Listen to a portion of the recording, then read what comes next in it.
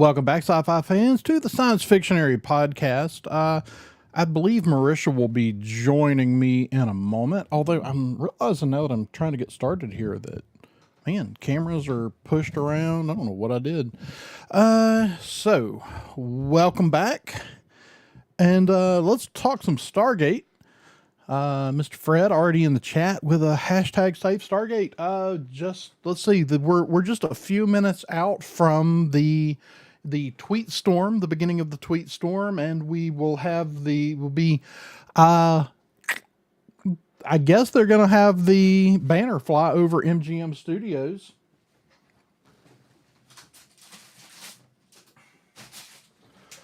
So, oh, there she is. Sorry, I forgot. Nick, welcome to the chat. So we are, if you're going to participate in the tweet storm on for today, that's to coincide with the banner flying over MGM Studios. It starts in about 7 minutes. So, All right, so get Twitter loaded up. Is that what you're saying? yeah, you gotta tweet something. Yeah, you don't tweet much, but you got to tweet today. I think I tweeted one thing about Stargate. Yeah. Well, so. All right, save Stargate. Yep. There we go. It's time. Can't wait. I know some people are going to go out and watch the plane fly over. So there should be some video. Hopefully we can watch some video of that later. Y'all, this is not undoable. Like, you know, the voices have been loud. I'll be honest. I don't think I've ever been more proud to be part of a fandom than I have through this. It's honestly not. Here's the thing. Like, I feel like Star Wars would have devolved into a whole bunch of nastiness. Oh, for sure. You push me off screen, Marisha. Well, you pushed me off screen, Andrew. I can move the camera for you. You can just do this, and then there's more Marisha. This makes everything better. No, I don't want to resubscribe. I don't want to pay for Twitter. It's not going to happen. They want you to, though, for people to be able to see your tweets. I don't care. I care, but I'm still not paying for it. Yeah, it's fair. I mean, if I had lots of disposable income, sure. Disposable income is not really... I mean, yeah. Like, and here's the thing. Like, if I had lots of disposable... Okay, here's the thing. It would only really be worth it if we were making, like, money doing this. Like, if you quit your job and decide to be a podcaster, then it probably would be worth it. Dang. All right, well, you know, if enough of you watch, I can quit my job and start... And you can come with me when I go to work movies. That's true. It's a good plan. Got a few people. Welcome to anybody new stopping through today, because honestly, we got a little conversation we're going to have here, but I'm waiting. I'm kind of waiting. I've got to make sure I post my my tweet here in a minute, so I don't want to get too deep in a conversation. But yeah, so we've got a few topics here, Stargate wise. Thank you to anybody new stopping through. I see some new faces in the chat over here posting their hashtag Save Stargate. So thank you for stopping in for that. Honestly, like you're saying, like I was saying, this I've been so proud. I feel like any other fandom, like you said, it would have devolved into a nasty mess if it had been. I mean, we saw what happened when, and you know, and I love Star Wars, and I'm proud to be part of that fandom. But it periodically, not just like once, but just on occasion, just devolves into chaos. Yeah. Star Trek fandom, they're honestly worse than the Star Wars fandom in a lot of ways. There's, although I feel I've always called, and don't get me wrong, if you like Star Trek, I love Star Trek, and Star Trek's important to the conversation we're having today. I just see a lot of Star Trek fans that are, this is not even like an on Twitter thing. This is like, Star Trek fans are the one fan group you will go to a con and they're still just the same arrogant person they are on Twitter. It's like you don't run into that with the other fandoms. It's like we get to the con and we go, all right, we're just happy to be here and with other fans. Yeah. Star Trek fans, not so much. I've been in panels that have just devolved into yelling. Really? Yeah. Star Trek fans? Where Daniel, my co-host, stood up and said, "Hey, I thought we were all Star Trek fans." It's bad when Daniel Peoples is the voice of reason. Right. Usually he's like, yeah, fight. So like, I don't know. I just feel like the way that the fandom is handling this, the signature last I saw, the main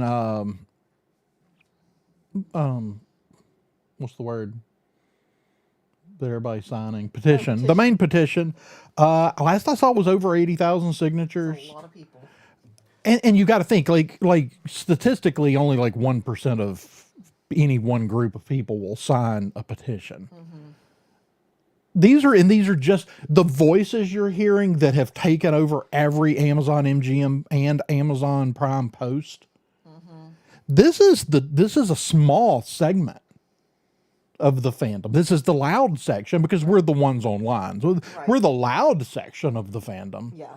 But this idea that the fandom is being loud, but in a mostly respectful, civil way, and this is the best chance to get our show back. But look, I mean, I titled today's episode "Save Stargate, Save Sci-Fi," because that's what Save that's the cheerleaders, save the world. right. Well, that's the first thing I thought when I typed that. Which, but look, this is not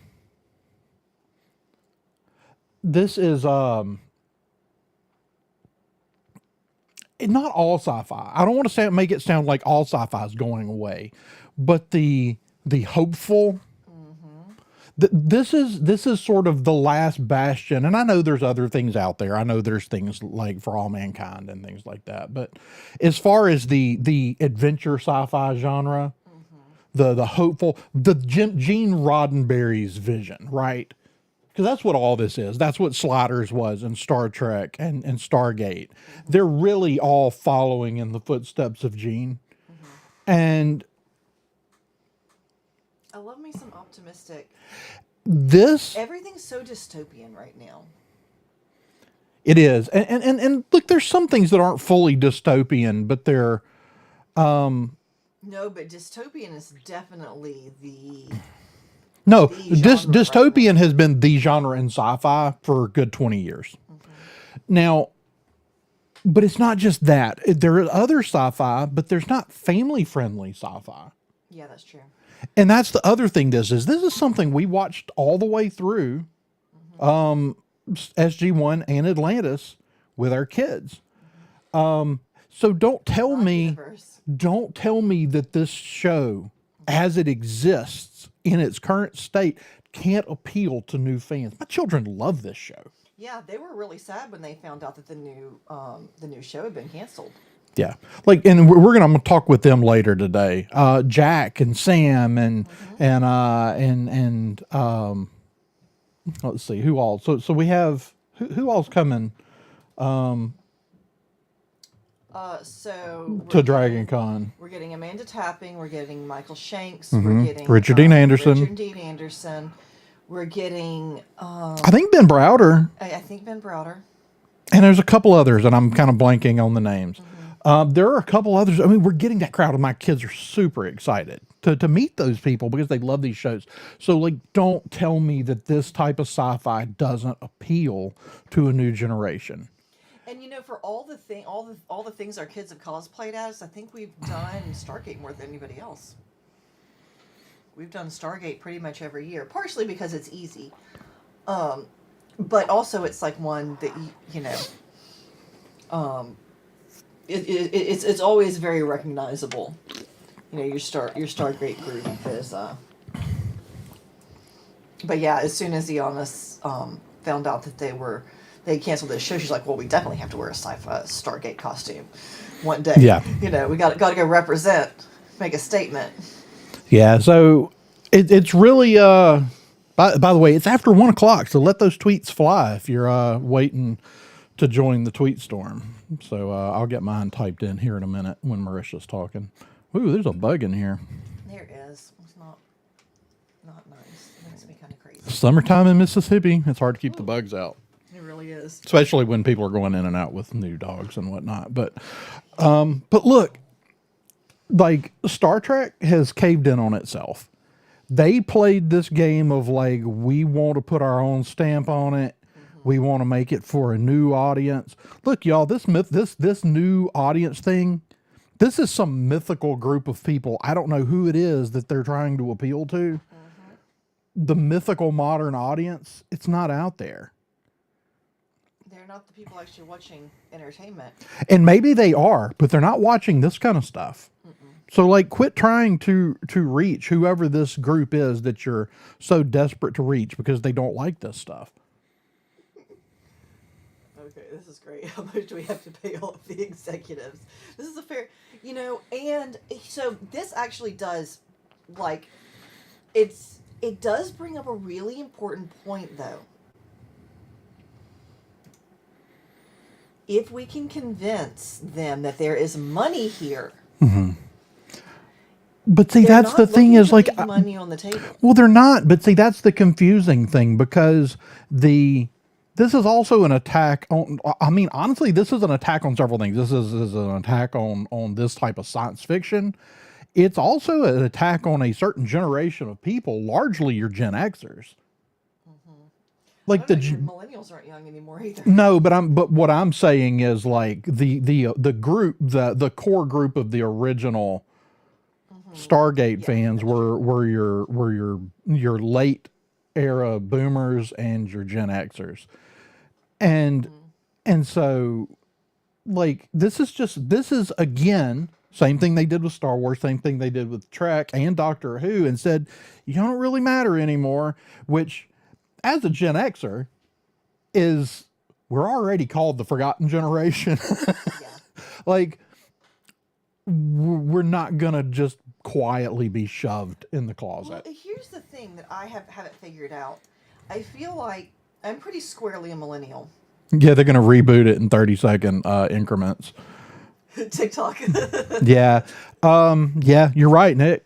It's yes, Xenials. Me specifically am a Xenial, millennial over here, but 1980, like firmly in the middle of the Xenial years. And so, yeah, I mean, we're sort of the core group that like Stargate was for us. So here's an interesting point to Nick's comment though, like about TikTok. Y'all, verticals are exploding.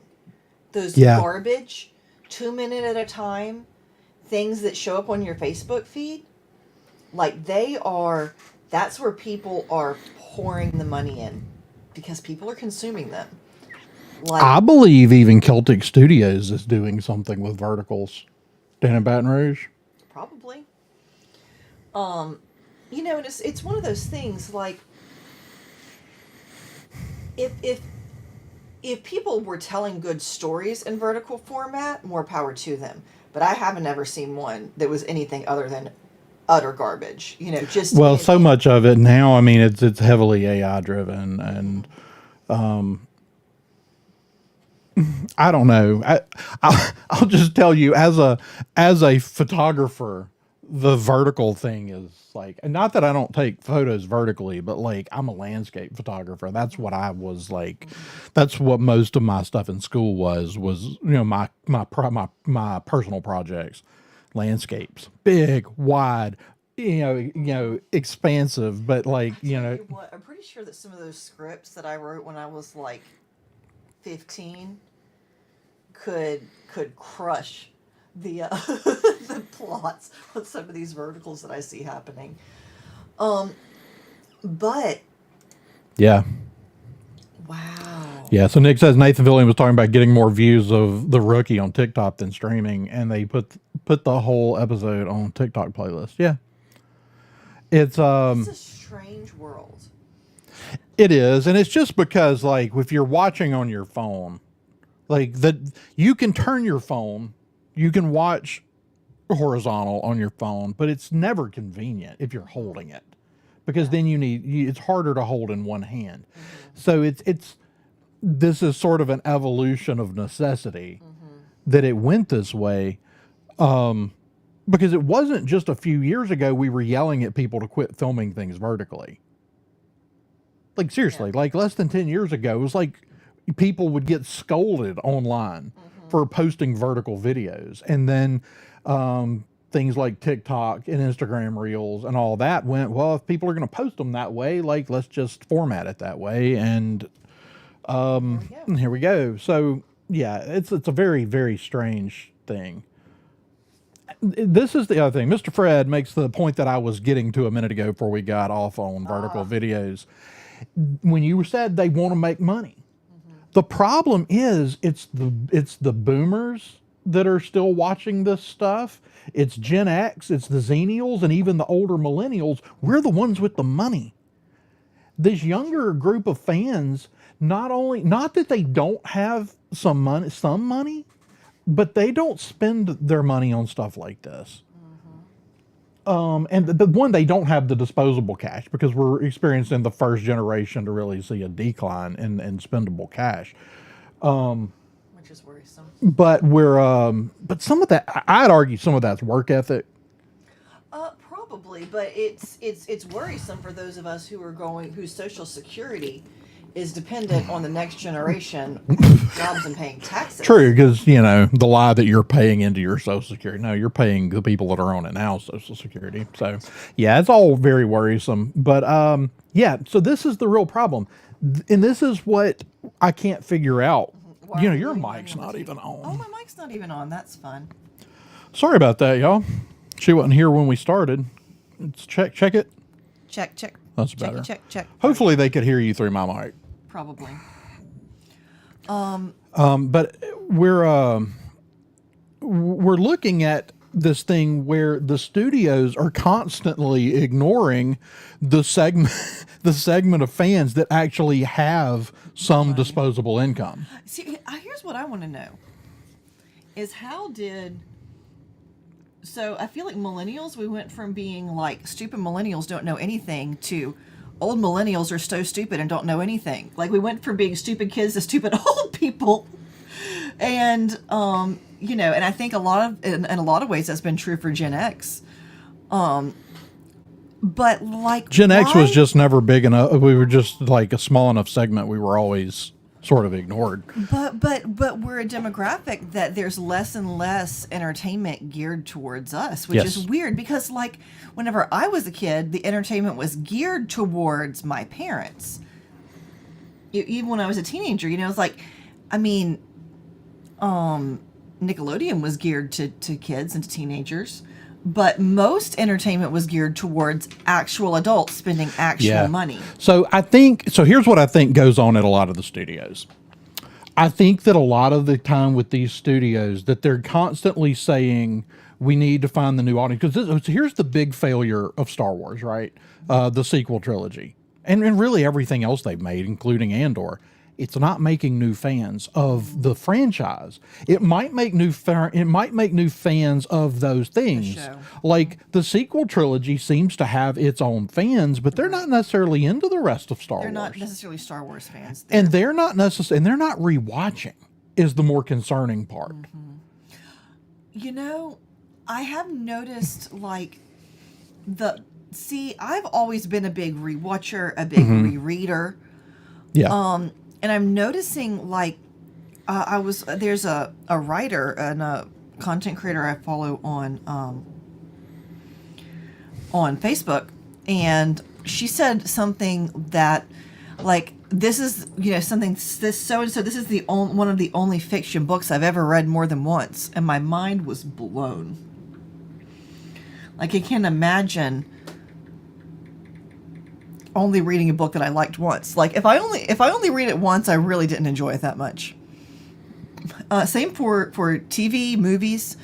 Like rewatchability is, and I think that is more of a generational thing. I think rewatchability is a really important feature for people our age, but maybe not so much for younger fans. I don't know. That would be something to kind of explore. Like I know our kids are big rewatchers. But did they develop that habit? Because we consume a lot of entertainment together, probably more than a lot of families. Well, and that's the thing. Like our kids are homeschooled, and so while they do have a lot of different influences, their primary influences still are us.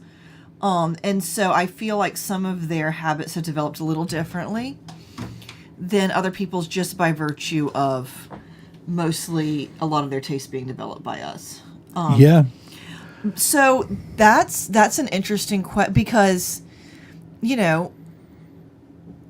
all of these kind of cult classics that... See, I don't necessarily buy it though, because like things like Minecraft and the Mario movies, those have been rewatched so much. And then the things like the number of times that things like Moana were rewatched on streaming. So I don't necessarily buy that the new generation isn't looking for rewatchable. Okay, but Mario and Moana were not geared to teenagers. They were geared to younger kids, and that's a developmental stage for them, is the rewatching. So right, but what about teenagers and young adults now? And I don't know one way or the other, but it would be interesting to see if... Here's where I would say that is. So like thinking, like when I was a kid, like I spent, I had time to watch things. And I played football. I did things. Like it wasn't like I just had tons of free time, but I had a pretty good bit of free time. And we watched a lot of movies. I'll be honest with you now. Like, I don't think it's that they don't want rewatchable. I think it's that they don't, between the loaded schedules that a lot of teenagers have now, and how much of their time, because let's face it, the phones are addictive. And I think that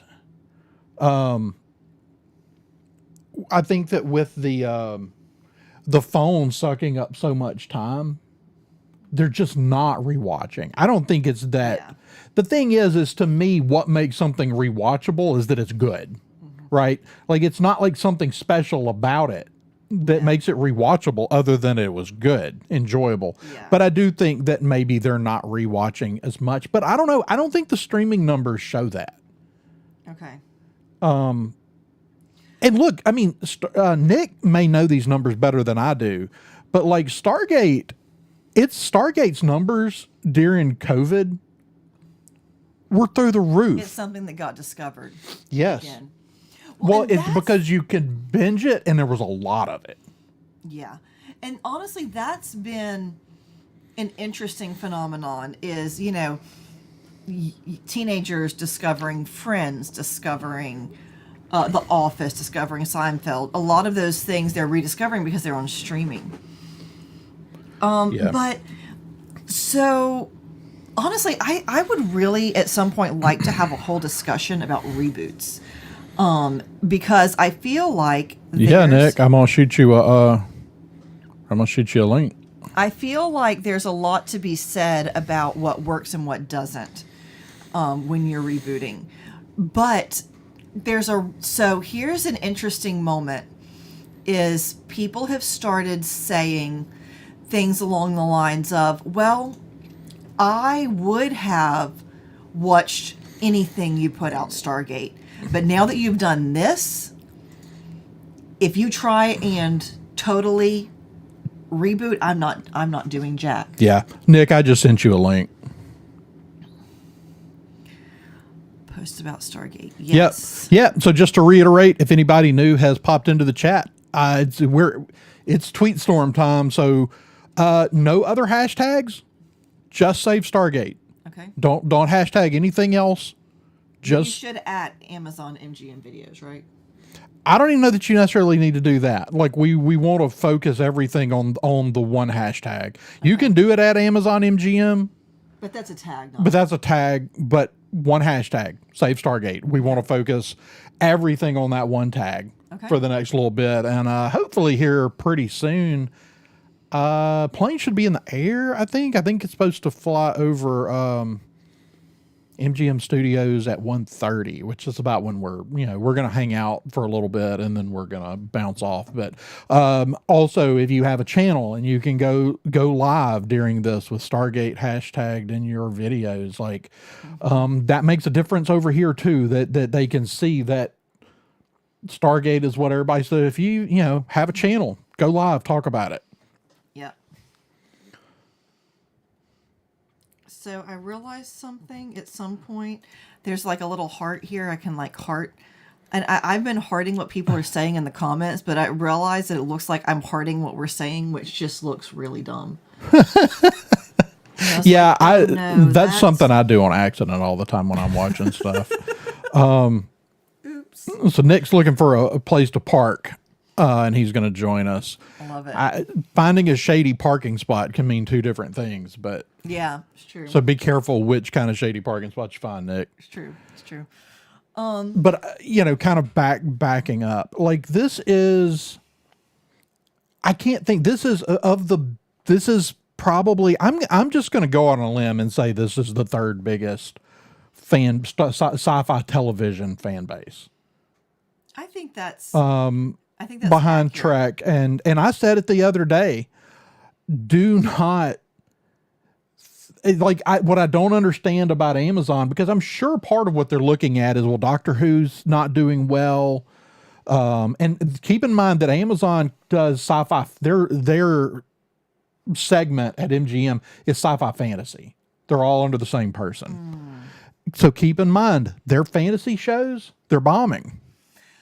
Right, but here's the thing. They went out in search of that elusive new fan base for Wheel of Time, for example. Mm-hmm.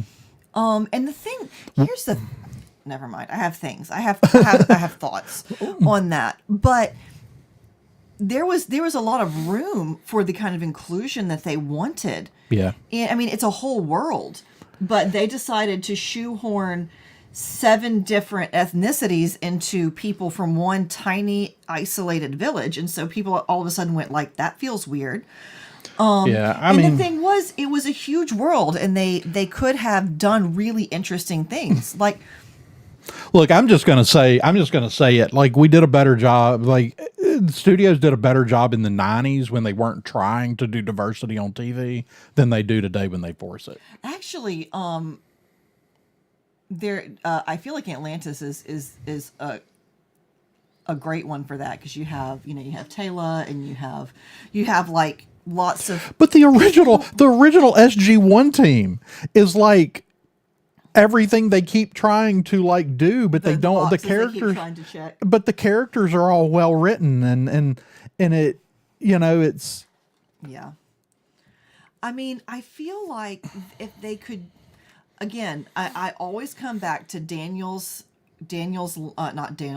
phrase. They learned the wrong lesson. Yeah. They learned, people don't want to watch sci-fi and fantasy. And it's like, no, people don't want you doing. People want you to stick with the story the way that they're supposed to be told. And that's the thing. And I'm hearing a lot of people say this on much larger channels. I said this the other day, but like I'm hearing this from bigger and bigger groups and people that are more closely attached, that like, this is what we want. Like, you've offered us this, like, this is what we want now. Yeah. Because that's what we had been asking for almost 15 years when you gave it, when you offered it to us. Mm-hmm.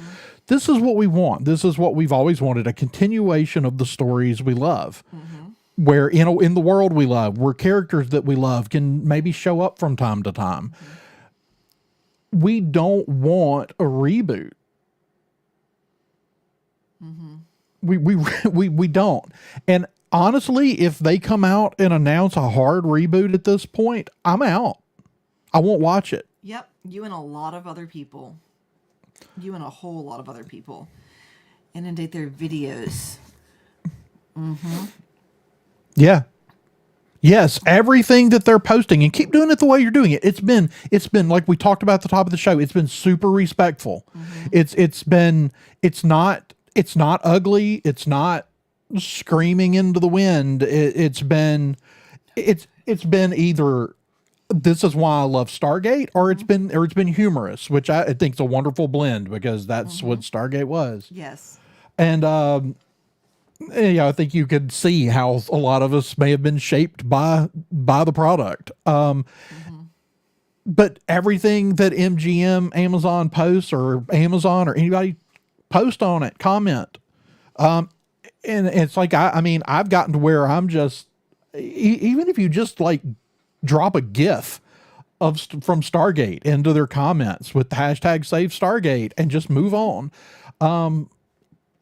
Inundate them everywhere. There we go. Send in those shoe boxes. Or not shoe boxes, tissue boxes. Tissue boxes, yeah. There he is. Hey, Nick. Hey, man. Can you make me smaller so I'm not so much bigger than you? But we're going to have to get closer to the... that'll work. That was perfect. I was thinking about what you guys were mentioning with the that modern audience and these younger ones watching it. I really think they look at Stargate and they think of it as something like Battlestar Galactica. Am I echoing? No. Okay, it must just be on my end. But they look at it like Battlestar Galactica. That was something, it was phenomenal when it came out in the 70s, but it dropped off. And when they rebooted it, industry people were excited about it because it was Battlestar Galactica. Right. But the people who found that show didn't know the original show. Right. It was, to them, it was something brand new. And I think they think that that's what they're going to do with Stargate. It's too close. That's the thing, is like, I think you can do that with shows. I mean, like one of my favorites, there's a show called Space Above and Beyond. It's a really great show, but it only had a short run. People didn't find it. It's a wonderful show, but people didn't really find it. And I don't feel like it ever got its just due. And I feel like you could take that show now from that's that far removed, and you could reboot it now, and it's just this brand new thing, and people will find it. And the new people can find it. But like, in Stargate, like, we're all still here screaming for our old show. Like, I don't know how they think they can just... I think you're right, Nick, though. I think that's exactly what they think they're going to do. No, yeah. And what I think they're going to have happen is going to be more like the Netflix Lost in Space. So there you have a property very recognizable, and that show is well made. I don't know if you've watched it. Yeah, it's a great show, actually. It's a great show, but if you're a diehard Lost in Space fan, you're going to be put off by that show. Yeah, because it's not even the same show. But it's also, totally if you are Gen Z Alpha and you hear Lost in Space, oh, that's like the old show from my grandparents' time. Right. They like the name alone puts them off because it's a big enough name. Whereas Battlestar Galactica, I don't think a lot of people knew what Battlestar Galactica was, but kids know what Lost in Space is, so they didn't check into that. And I think they'll have the same thing happen with Stargate.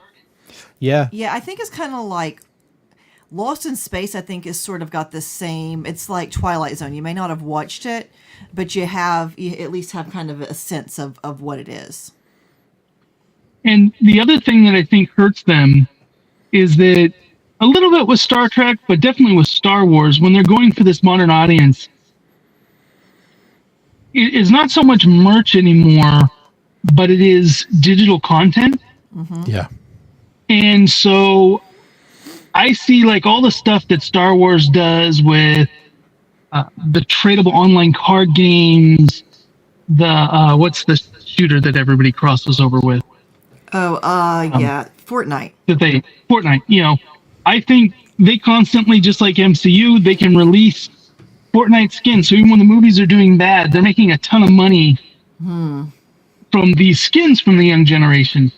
And it benefits them to keep the property in the limelight, whether good or bad, just so they can push these deals out. But Stargate has never really had that. Mm-hmm. The amount of merch for Stargate is limited by comparison, and they've never really hit it in the video games. Yeah. Yeah, and I mean, Stargate was like a perfect franchise for video games, and it just never could make it happen. And but yeah, I mean, like if you do a Stargate skin for Call of Duty or something like that, it's basically just changing the arm pack. Yeah, it doesn't really, it's not the same as, oh wow, we're gonna have this serious shooter or whatever, and suddenly they're gonna have lightsabers and blasters. Yeah, it's the lack of merch, but I mean, you got to remember, like Stargate was often very mistreated, even by the Sci-Fi Channel. Which was really, I guess, was really NBC that was doing the mistreating. But yeah, I mean, like, is it Joseph Malazzi that talks about the things that he started putting in scripts, thinking that they would get that the studio would send them notes to take it out, and they would end up just getting left in because the studio had quit sending notes altogether. Oh, that's crazy. Yeah. Yeah. He was doing that when he knew SG-1 was canceled. He started when Teal'c goes to the vagina monologues. That whole scene, he put that in there thinking that the studio would be like, no, you got to take that out. And they didn't even send a note. Wow. Momo Go says, LOL, I was teaching about Force to my students and used a picture of Anakin and they didn't even know who that was. That's crazy. If they'd used Baby Yoda, I think that they probably would have. They probably would have maybe made that connection. Well, and it's interesting, like the Mando and Grogu movie. I think if they called it the Mando and Baby Yoda movie, more people would have gone. Because I think when I finally got to go, my dad had mentioned when he saw the trailer for the Super Bowl that he's like, oh, a Star Wars movie, because he saw the Tauntauns and stuff, but he didn't even realize that a Star Wars movie was out. Yeah. And I think that is a lot of, us super nerds, like we recognize a Mandalorian from anywhere. Right. Oh, and that's the other thing. They named it I mean, I think the Mandalorian name is too much in the pop culture to ignore it, but like there's a lot of people, casuals, that were like, who is this Grogu? Like that's Baby Yoda. Like well, they don't even know that the character that they ever gave the character the name Grogu. That's like, where did this come from? He's small, so he's not really what you focus on in the poster.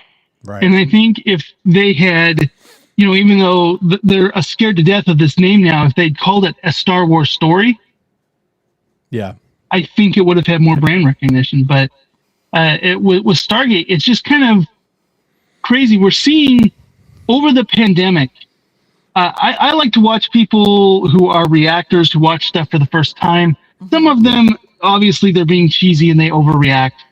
Yeah. But there's some really good ones out there, though. It's really cool to see these individuals getting to see these moments for the first time on some of your favorite shows. And it's a way to re-experience the show. There was a ton of that. A ton of the Gen Z were finding Stargate during the pandemic because we had the Netflix deal. Right before Amazon bought it, Brad Wright had a deal that was supposed to possibly go through, and it was either going to be on Netflix or it was going to be on Apple TV for his pilot script, which Amazon rejected. Right. Yeah. But during that period, there was campaigns that Brad was doing, trying to get it going on social media, and part of that is that it became in the top 10 shows on both Netflix, Prime, and Hulu all at the same time. Wow. Yeah. And Atlantis was also there up on Hulu. And that's probably when they first started seriously talking about a new Stargate show. Yeah, and this is when, I mean, when I say it's in the top 10, this is up against like Seinfeld and Friends, and it's doing Yeah. The Office, these sitcoms. It's sitting up there with them, Right. and that's the new audience discovering it. Yeah, that's 100%. So yeah, it's the whole thing is very odd. And you just really have to wonder what went through the head of the person that canceled it. And I want to know, I'm wondering how, if they're just going to ignore this altogether. I mean, it seems like at some point they need to address this in some way. Their every tweet that they post is getting ratioed by Stargate I fans. think that somebody in their social media team is a Stargate fan. I do Some too. of these posts, it's like, how can they not possibly? What 90s world would you like to live in? What, Yeah. this new show's coming out, and it's like, it'll bring back the nostalgia of the 90s. Like, Yeah, I think it was funny because I think a lot of people were like, "Oh, somebody's being smart and trying to troll us," and I was like, "I don't think so. I think somebody on the social media team is participating the way they can." yeah, I believe so too. I think because they're just too easy of a layup Yeah, for all the response tweets. And I would like to know. I'm curious to see what the streaming numbers for Stargate look like over the last couple of weeks, as it's being so heavily driven on social media right now. yeah, well, and I like kind of the coalition of different ones that have gotten together, and like Dial the Gate World, and even the very crude Australians like the Get in the Gate crew. Like, they're Right. on board with it too, about, let's not focus on trying to, threaten Amazon, because that's what they think. Is they think us legacy fans, they look at Star Wars, they look at Star Trek, they look at Doctor Who, and they go, if we try to cater to them, they're just going to all hate it and do this. So let's do it and what they don't understand is that's why those people do that. But they're really looking at it as, if we do that, then we prove their point. We prove their point that we're not an audience worth catering to. But if we're passionate, Yeah. but at the same time not threatening in that way, doing that, then we're not calling for people to be fired, not canceling our subscription, which realistically there's no way we could affect Prime. No, because It's a shipping service. Prime is not primarily a video service. Yeah. And so It's- the idea that the Stargate fandom could cancel enough Prime memberships and keep them canceled, it's just like whenever there's a ban Netflix, it's like Netflix sees a drop for like 2 months and then people resubscribe. Yeah. And they know it's like, I mean, if you want to go that route by all means, but Boycotts don't work. no, by and large, boycotts don't work. What everybody's doing right now, where we're just inundating them with as much Stargate as humanly possible, is way more effective than a boycott. and then streaming it, doing a show rewatch right now, Yeah. have the numbers boost up of the classics. Yep. It's crazy the way this rolled out. The fact that they had the first Stargate convention in France and held by the children of MacGyver, and they flew Richard Dean Anderson out there, and they had a replica of the Stargate, like a complete show accurate working replica. Yeah. And in fact, down to the fact that they copied some of the defects. Like, Darren was out there from Delegate, and he's like, "Oh, this is wrong," and they're like, "No. Let's look back at the photos. That wasn't a mistake they made on the original prop." Yeah. Is this the one that the Dial the Great Gate crew was trying to figure out how to get to the U.S. to tour some Yes. places? Okay. They wanted it. They were looking at potentially doing a tour next year, but he was trying to see if they could get that here sooner to Dragon Con. Yeah. But There's it's gonna be so a many monumental Stargate task. people.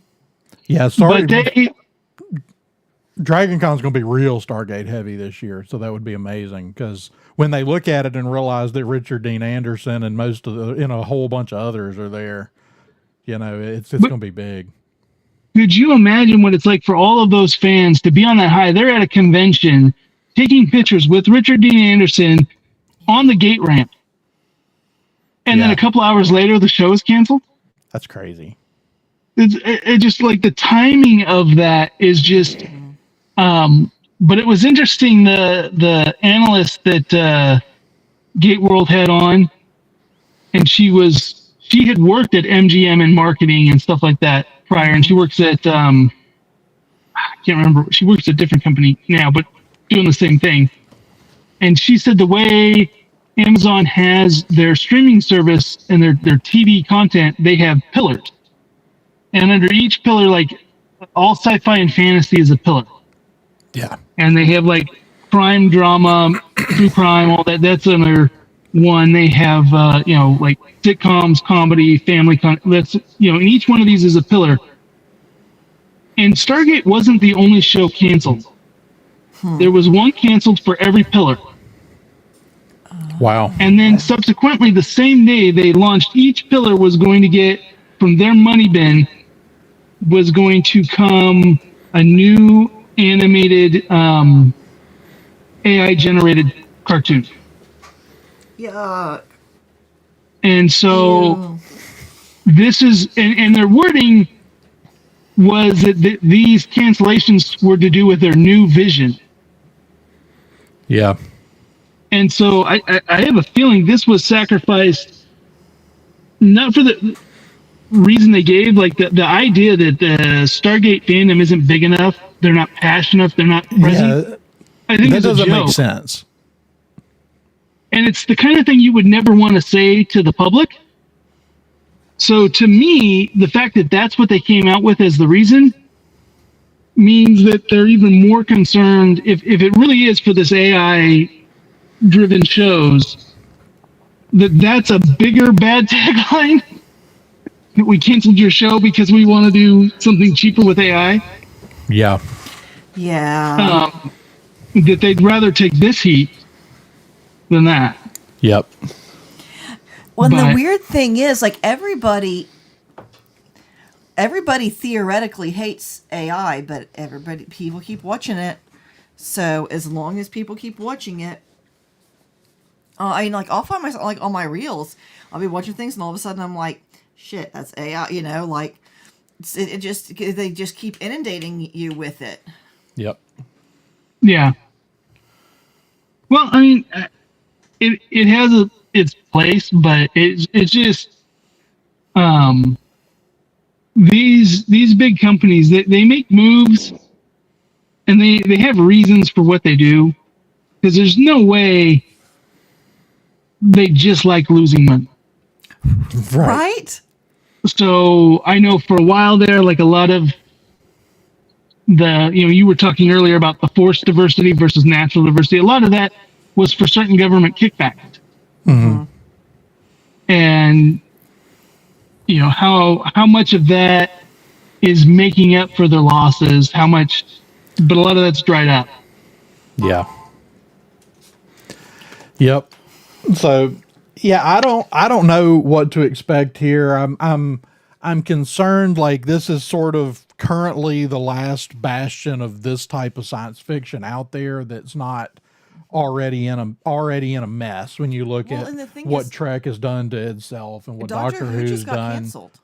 Yeah, pretty much. No, This is the first Doctor time Who's in done. 60 years that there hasn't been a Star Trek or Doctor Who project in the works, because Doctor Who was that 62 years ago, because it started in 63. It started a few years before Star Trek, but it went all through the time that Star Trek was off the air and was still on the air when TNG came out, and then it went on its hiatus. Mm-hmm. And by the time Enterprise was ending, that's when Doctor Who came back.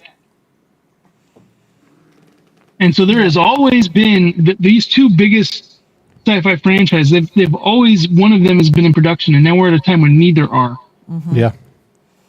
Yeah, that's what I was saying the other day. Like, if Amazon was paying better attention, I think they had realized that what they've got a chance to do is to snatch the crown right now. Like, Trek and Doctor Who are so down, and Stargate had the opportunity, and I believe had the crew in place to make a show that could have made them the biggest sci-fi show on TV right now.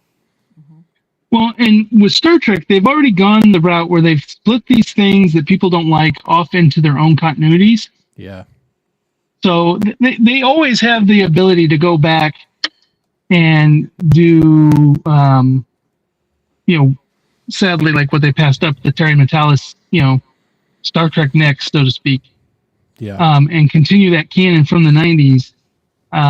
You look at Doctor Who, it's at a point now where they've destroyed canon that the only really way forward is a reboot or just ignoring it. And that's the same with Star Wars. It's like the fan base is so divided. Like they could go hundreds or thousands of years in the timeline and just ignore it.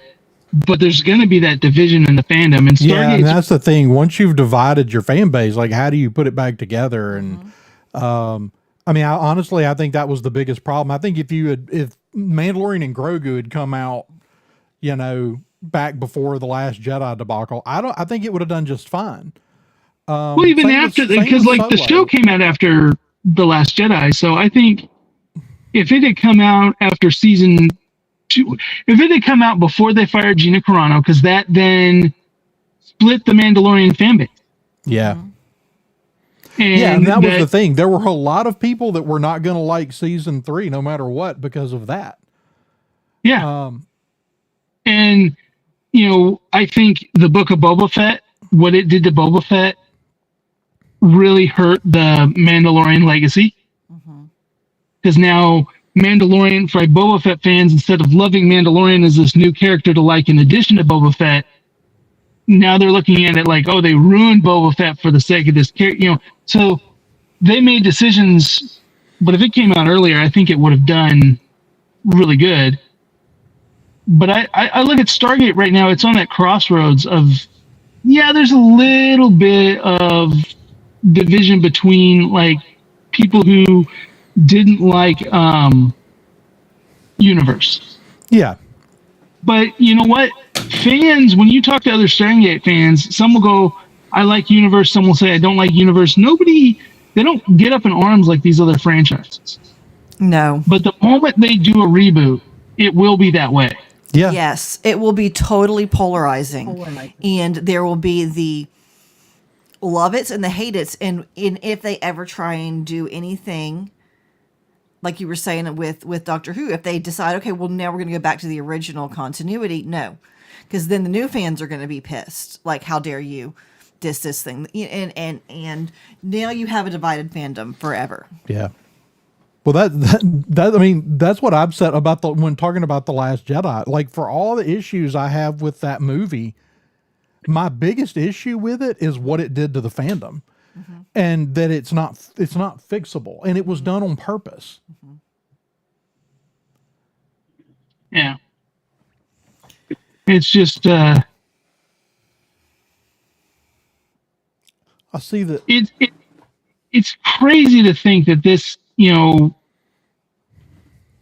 this fandom, which is so united, that it's something worth protecting. It's something worth fighting for, because there is such division, and that is something that's so wonderful and refreshing about the Stargate fandom. Yes. And and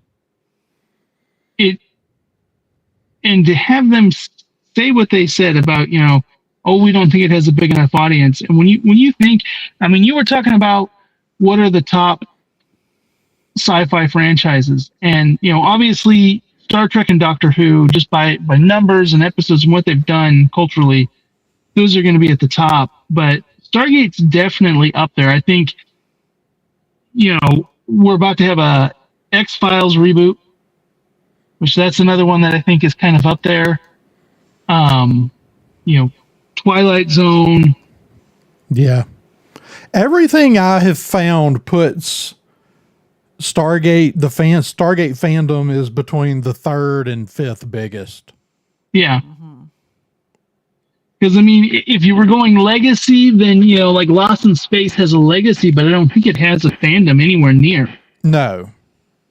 No, and I mean, I can And just tell you from what we see at Dragon Con every year, behind Star Trek and Doctor Who, as far as television specific sci-fi franchises, I don't see anything bigger than Stargate. Stargate is I mean, it's a big passionate fan base, and so it really makes you scratch your head why this is going it this does. way. Yep. I see some fun names joining the tweet storm over here. Christopher Judge is posting, and Robert Patrick is posting. Of course, Michael Shanks is posting a lot. A lot, yeah. That's the other thing I have really appreciated about this whole thing is the legacy actors' involvement in this campaign to save it. Yeah. Yeah, I think we might have lost Nick. He looks very intense. He is very intense. Trying to figure out how to get it back. Oh, we can hear I you. can hear you now.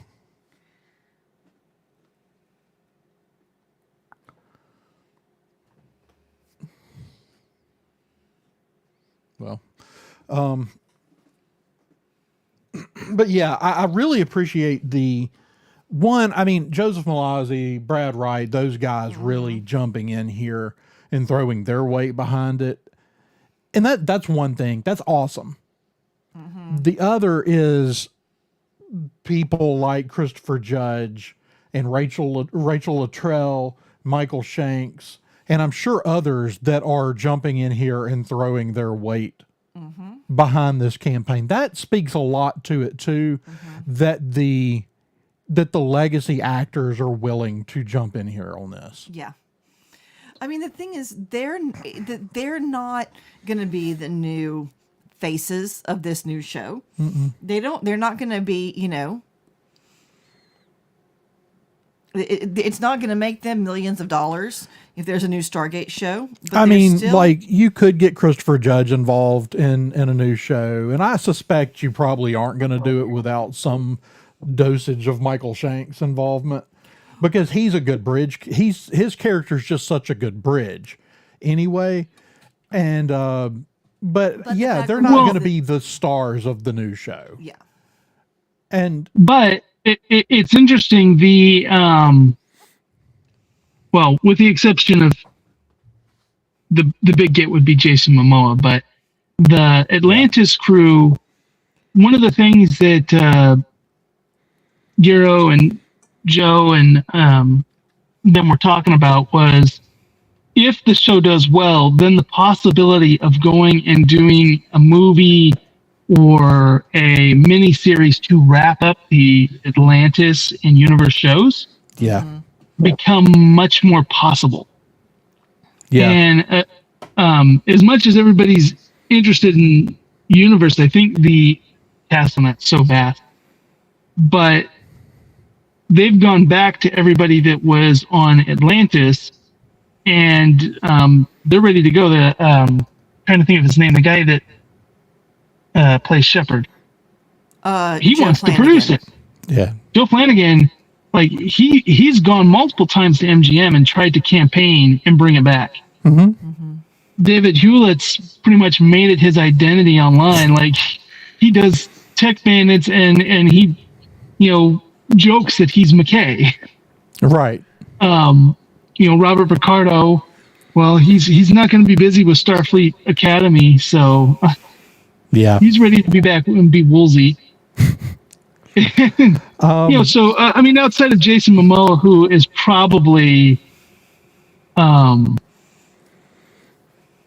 the end, Rachel Luttrell. Yeah, for Taylor. Yeah. She's at the point where her kids are grown. She's actually her daughter's agent, because her daughter's into acting now.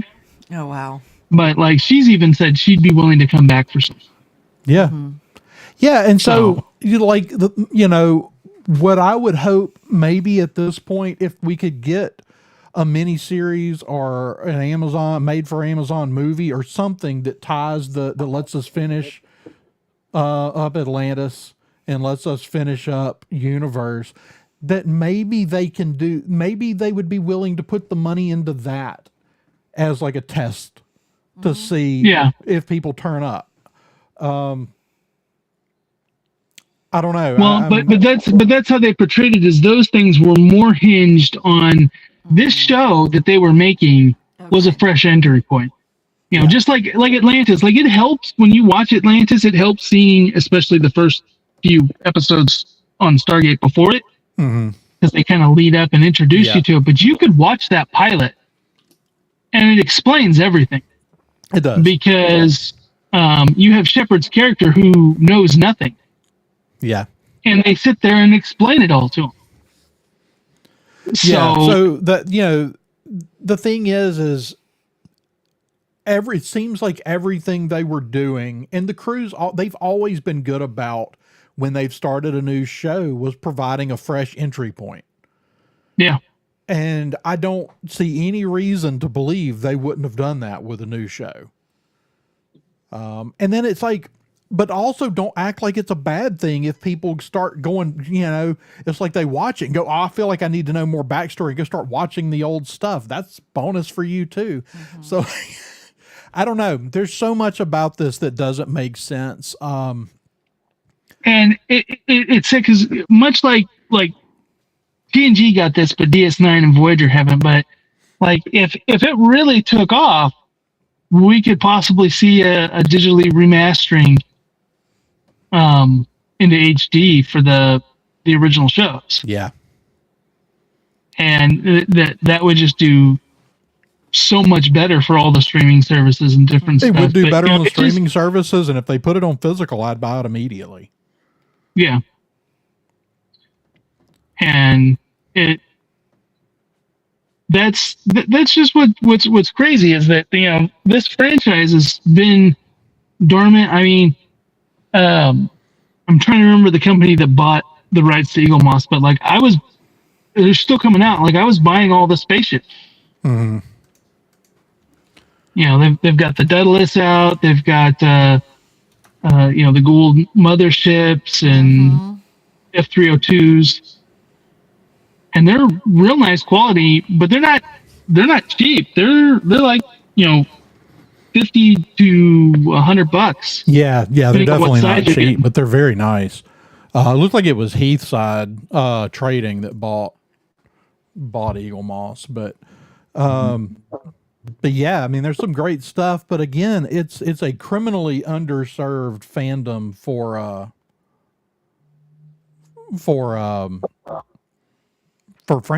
merchandise of any kind. And the only reason, like, I have all the DVDs, and the only reason I never bought the Blu-rays was because, I want them remastered. You remaster them, I'll buy the Blu-rays. Right. Yeah. The only purpose of that is to basically have less discs to swap out. Right. So, you know, and take up about a quarter of the space. Those DVDs take up a lot of space, but yeah, so let's see. Momo Goes says they are doing the flyover right now. All right. So that's awesome. That's cool. So I'll have to, I'm sure there will be a lot of video of that up soon. But yeah, I think that's probably where we ought to wrap up. Nick, you're welcome back anytime you got time to come talk Stargate or anything else. So anytime you see us go live, ask for a link. I'll send it to you. Okay, I know our time do zone different sometimes makes it a little bit of a challenge to get together on stuff, but because your guys is like late night stream is usually like right at my family dinner time. Yeah.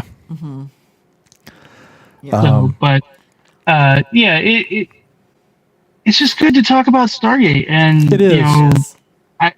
You know, I I've been sending my Kleenex boxes, and as one does. It'll be interesting and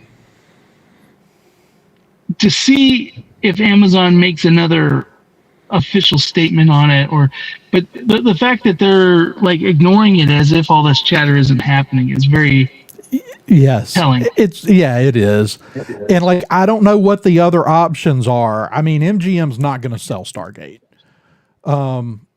You know, No, it I was, mean, when you think about the fact that they bought MGM for, I think it was like double what Disney bought, double or triple what Disney bought Star Wars. yeah, Disney bought Star And Wars for when 4 you, billion and like somewhere around 8 or 9 it's billion sounds. 13, Was it 13? 13 Yeah. million for MGM. So, um, but when you look at, and that was only for half of the James Bond rights, because that's Yeah. like the big hit, right? Right. But like there are like Legally Blonde, um, I think the Pink Panther, like they do have They got some some good stuff. I properties, mean, they got a good library, but this was one but of the flagships and always had been. yeah, this is one of the top properties, and so to not do something with it seemed like they were just wasting their money. Yeah. And so I definitely think that they will do something.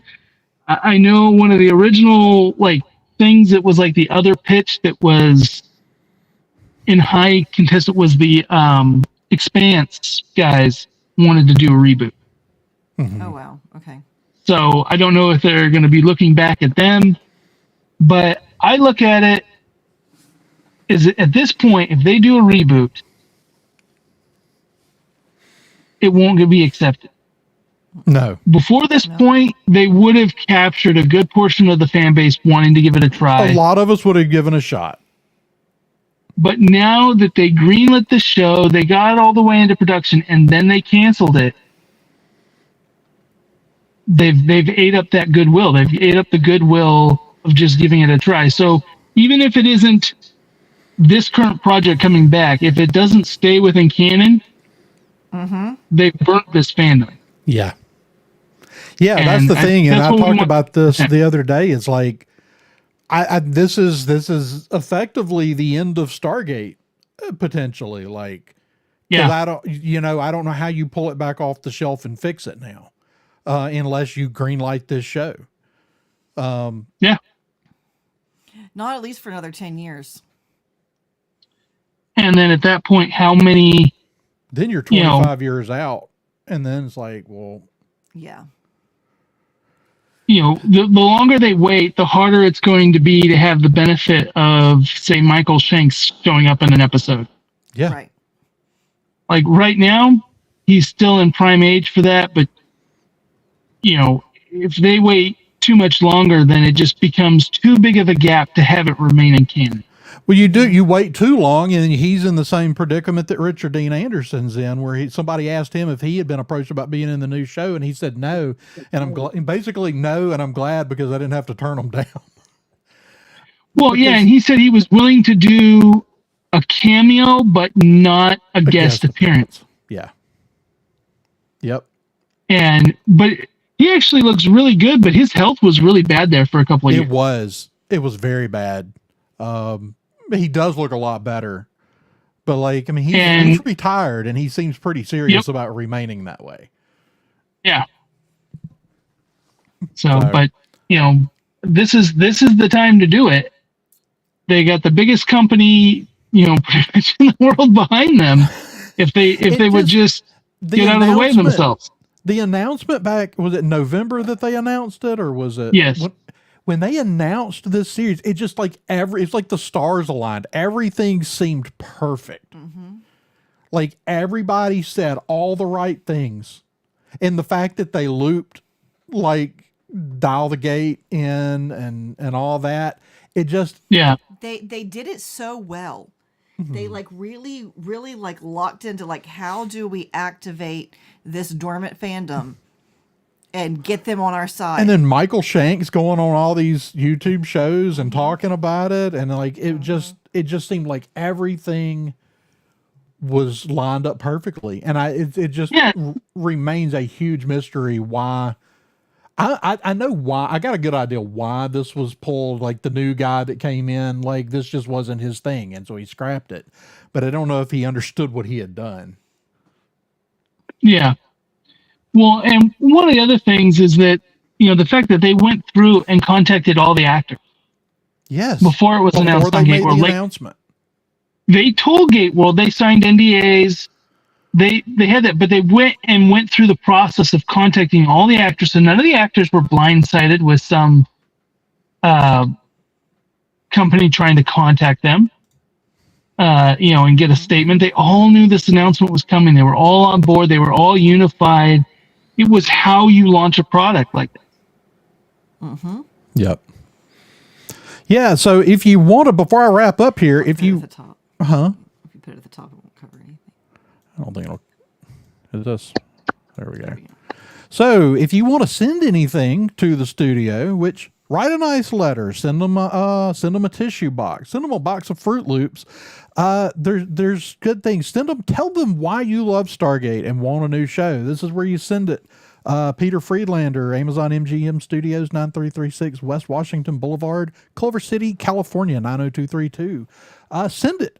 Overwhelm them with stuff and overwhelm them with kindness and love for this franchise. Like that's where we're at right now. If anything's going to save this show, that's what's going to save it. Because there is no other option. Getting nasty about it's not going to fix it. Not going to save the show. So, Nick, thank you so much for jumping in with us here. I guess I better go back to work, and I'm sure you need to go back to work too. Yep. So we're going to get out of here. But thank you for everybody. Saw a lot of new faces in the chat, dropping the Save Stargate hashtag. Keep sending those tweets and go find the video, watch the videos of the flyover at MGM, and keep watching Stargate. Yeah. And until next time, y'all, may the force be with you.